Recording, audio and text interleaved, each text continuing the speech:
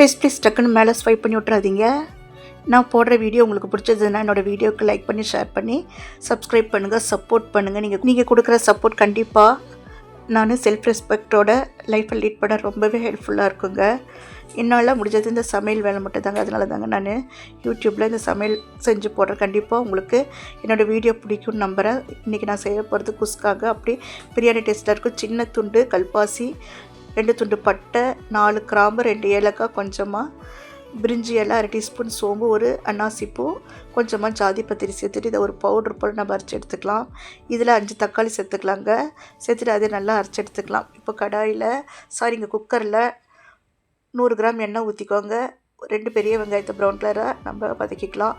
இப்போது இதில் 3 table spoon இஞ்சி பூண்டு பேஸ்ட் சேர்த்துட்டு புதினா, கொத்தமல்லி, 3 பச்சை மிளகாய் கீரிட்டு சேர்த்துருக்கிறேன்.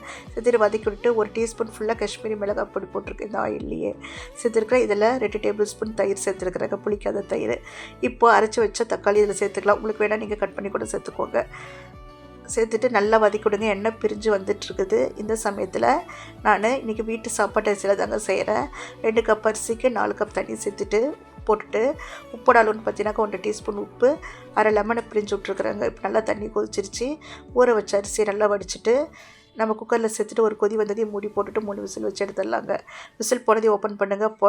பொலன்னு பிரியாணி டேஸ்ட்டில் குஸ்கா ரெடி. இதில் மட்டன், சிக்கன் போட்டால் அப்படியே பிரியாணி போலவே இருக்கும். நன்றி, வணக்கம். சாப்பிட்டு என்ஜாய் பண்ணுங்கள்.